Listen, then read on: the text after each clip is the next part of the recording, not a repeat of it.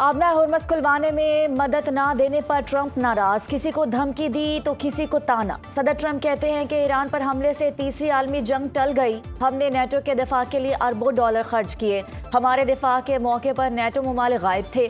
NATO के लिए हम मौजूद रहे, जब हमें ज़रूरत पड़ी तो वो मौजूद नहीं। केर स्टार्मर को कहा कि हमें आपका तैयारा बरदार जहाज़ नहीं चाहिए। ईरान में मुज़ाकरात के काबिल कोई क़यादत मौजूद ही नहीं। ओबामा ने ईरान के हवाले से बदतरीन डील की। पुरतशद्दुद लोगों के पास एटमी हथियार नहीं होने चाहिए।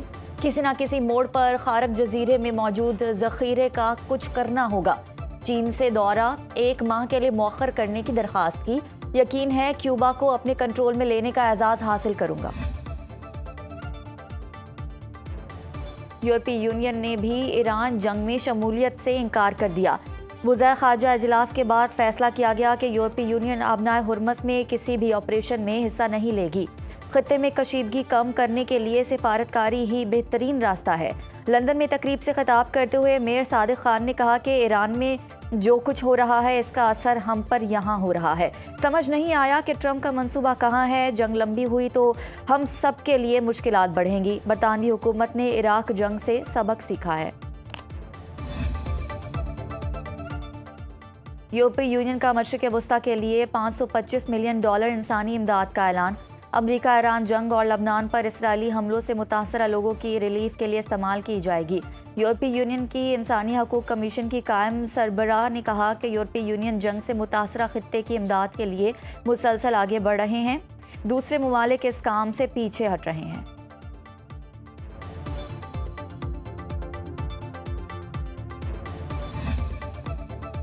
ईरान ने अमरीका के साथ खुफिया राबतों की खबरों को प्रोपोगेंडा करार दे दिया। वज़ीर ख़ारजा अब्बास अराग़ची ने अमरीका से हालिया राबतों की खबरों को मुस्तरद करते हुए कहा कि मेरा आखिरी राबता उस वक्त हुआ जब अमरीका ने ईरान पर फ़ौजी हमला नहीं किया था।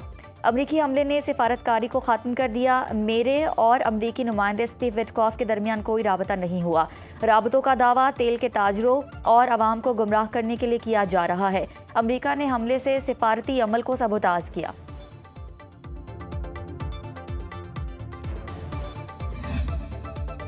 ऑपरेशन ग़ज़ब लिल हक़ के तहत पाक फ़ौज के अफ़ग़ानिस्तान में फ़ज़ाई हमले। सिक्योरिटी ज़राए के मुताबिक काबुल और नंगरहार में अफ़ग़ान तालिबान फ़ौजी तनसीबात को कामयाबी से निशाना बनाया। काबुल में 2 मकामात पर टेक्निकल सपोर्ट, इंफ्रास्ट्रक्चर और एमुनेशन स्टोरेज को तबाह किया। वीडियो जारी कर दी गई। सेकेंडरी डेटोनेशन की वजह से बुलंद होते शोले इस बात की तस्दीक करते हैं कि ये बारूद का बहुत बड़ा ज़ख़ीरा था। नंगरहार में पाक अफ़वाज ने 4 मकामात पर अफ़ग़ान तालिबान की मिलिट्री तनसीबात को भी कामयाबी से निशाना बनाया।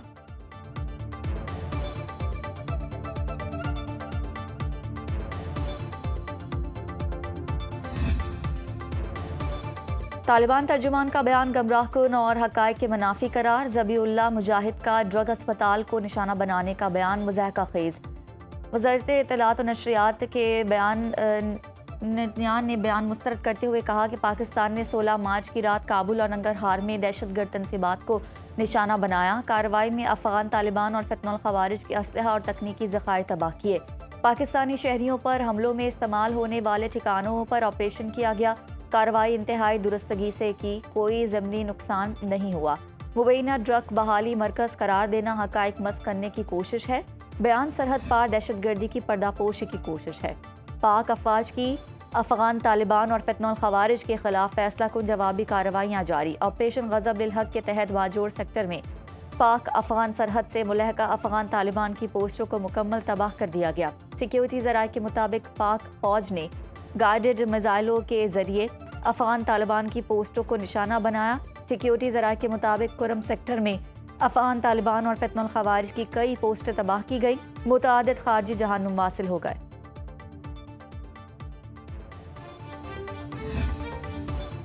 आबनाए हुरमस की बंदिश से तंग सुपर पावर का सदर मदद मांगने पर मजबूर। अमरीकी सदर ने फिर इत्तेहादियों का दरवाज़ा खटखटा दिया। व्हाइट हाउस में प्रेस कॉन्फ्रेंस करते हुए सदर ट्रंप ने कहा कि आबनाए हुरमस से अमरीका का सिर्फ 1% तेल जाता है। चीन, जापान समेत जिन मुल्कों को ज़्यादा तेल वहाँ से गुजरता है उनसे कहते हैं कि आगे आएँ। ایران کے جزیرے خارق پر موجود تمام فوجی اہداف کو مکمل تباہ کر دیا، اگر ضرورت پڑی تو جزیرہ خارق پر مزید حملے بھی کر سکتے ہیں۔ ٹرمپ نے کہا کہ طاقتور امریکی فوج نے ایرانی رجیم کا خاتمہ کیا، ایران میں 7,000 اہداف کو نشانہ بنایا، جن میں زیادہ تر فوجی اور تجارتی اہداف شامل ہیں۔ ایران کے میزائل حملہ کرنے کی 90 اور ڈرون حملے کرنے کی 85% صلاحیت ختم کر دی۔ ایران اب صرف نام کا رہ گیا ہے۔ ٹرمپ کا 100 سے زائد ایرانی بحری جہازوں کو غرق کرنے کا دعویٰ۔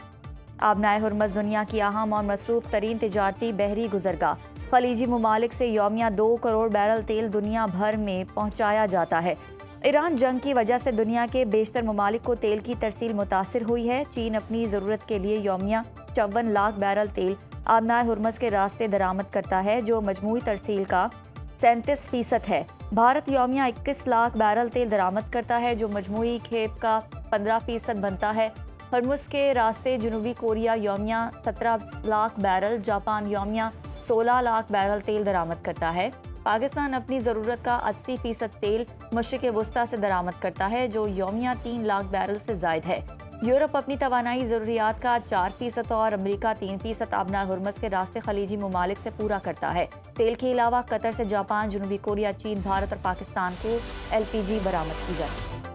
آبنائے ہرمز کھلوانے کے لیے ٹرمپ کی اپیل پر دنیا کی صد مہری۔ فرانس کے بعد برطانیہ، آسٹریلیا، جرمنی، جاپان کا اپنے بحری جہاز بھیجنے سے انکار۔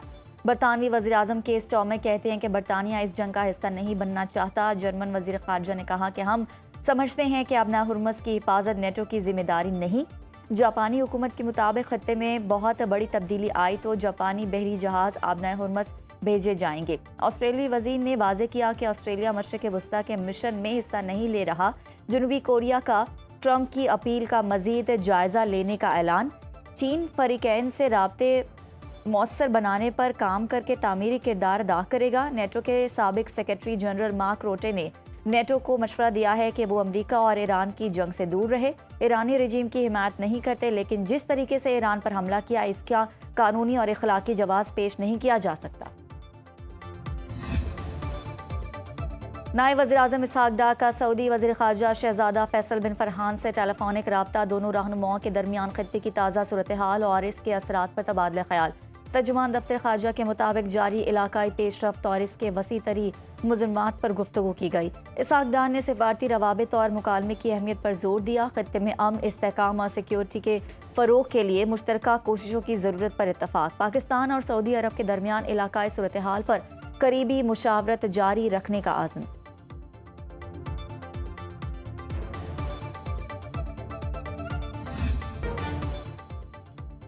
آپریشن وعدہ صادق چہارم میں حملوں کی 57ویں لہر۔ تل ابیب اور دیگر اسرائیلی شہروں پر ایران کے ہائپرسونک فتح ماد اور قدر میزائلوں کی بارش۔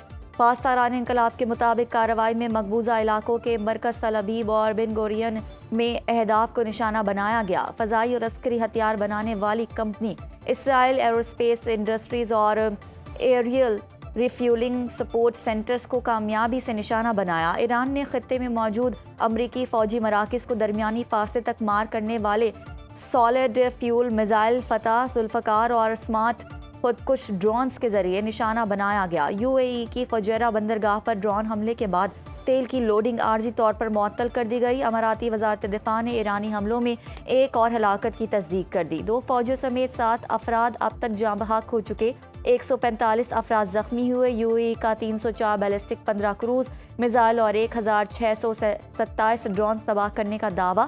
حزب اللہ نے شمالی اسرائیل پر میزائل اور ڈرون داغے۔ متحدہ عرب امارات کی فجیرہ آئل انڈسٹری زون میں ڈرون حملے کے بعد آگ بھڑک اٹھی۔ فجیرہ آئل زون دبئی سے تقریباً 150 کلومیٹر مشرق میں ہے۔ عراقی دارالحکومت بغداد کے گرین زون میں راکٹ اور ڈرون حملہ۔ یورپی سفارتکاروں کی رہائش کے لیے استعمال ہونے والے ہوٹل کو نشانہ بنایا گیا، جو عراقی وزارت خارجہ اور کئی یورپی سفارتخانوں کے قریب واقع ہے۔ دوسری جانب ایرانی دارالحکومت تہران میں شاہی محل کے قریب دھماکے سنے گئے۔ ایران کی نیشنل سیکیورٹی کونسل کے سربراہ علی لاریجانی کہتے ہیں کہ ایران امریکہ اور اسرائیل کے سامنے ڈٹ کر کھڑا ہے۔ انہوں نے مسلم ممالک سے سوال کیا کہ وہ کس طرف ہیں۔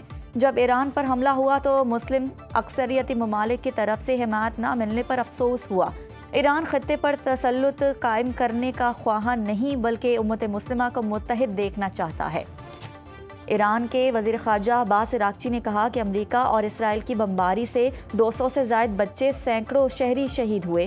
کچھ رپورٹس کے مطابق امریکی افواج کی میزائل میزبان ریاستیں قتل عام کی حوصلہ افزائی کر رہی ہیں۔ اسرائیل وزیر اعظم زندہ ہیں یا ایرانی میزائل حملے میں مر چکے، قیاس آرائیاں جاری۔ نیتن یاہو کئی روز سے منظر عام سے غائب، جنگی حالات میں کابینہ اور دیگر سیکیورٹی اجلاسوں کی صدارت نہیں کر رہے۔ نیتن یاہو کے زندہ ہونے کا دعویٰ کرتی ایک نئی ویڈیو جاری۔ ایکس پر نیتن یاہو کے آفیشیل اکاؤنٹ سے جاری ویڈیو میں وہ شہریوں کے ساتھ کسی پرفضا مقام پر نظر آ رہے ہیں۔ سوشل میڈیا صارفین نے اسے بھی اے آئی جنریٹڈ قرار دے دیا ہے۔ مریم نواز اور نواز شریف کے خلاف چودھری شوگر ملز کیس کی تحقیقات بند ہو گئی۔ احتساب عدالت نے مریم نواز اور نواز شریف کے خلاف چودھری شوگر ملز کیس کی تحقیقات بند کرنے کی حتمی منظوری دے دی۔ احتساب عدالت کے جج رانا عارف نے نیب کی تفتیش بند کرنے کی درخواست پر فیصلہ سنا دیا۔ نیب پروسیکیوٹر انتخاب نے درخواست کے حق میں دلائل مکمل کیے تھے۔ ان کا کہنا ہے کہ مریم نواز اور نواز شریف کے خلاف کرپشن کے شواہد نہیں ہیں۔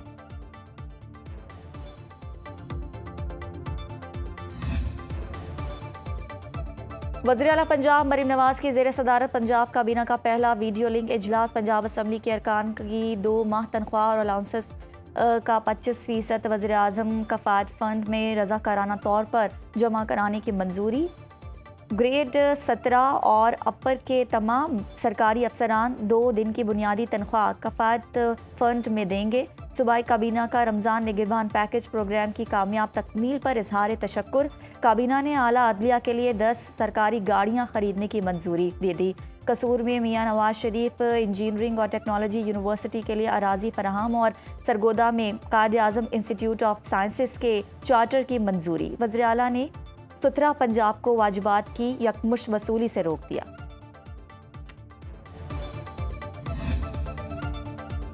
بلوچستان میں امن اور استحکام کے لیے فیڈرل کانسٹیبلری کی خدمات حاصل کرنے کا فیصلہ۔ اسلام آباد میں وفاقی وزیر داخلہ محسن نقوی اور وزیر اعلیٰ بلوچستان سرفراز بگٹی کی زیر صدارت امن و امان سے متعلق اعلیٰ سطح کے اجلاس میں فیصلہ۔ وفاقی اور صوبائی اداروں کے اعلیٰ حکام نے شرکت کی۔ بلوچستان میں امن و امان کی صورتحال، افغان مہاجرین کی واپسی، حوالہ ہنڈی، بھتہ خوری، سمگلنگ کے خاتمے سمیت اہم امور پر تفصیلی بریفنگ دی گئی۔ پہلے مرحلے میں فیڈرل کانسٹیبلری کے 2 ونگز پر مشتمل تقریباً 3000 اہلکار تعینات کیے جائیں گے۔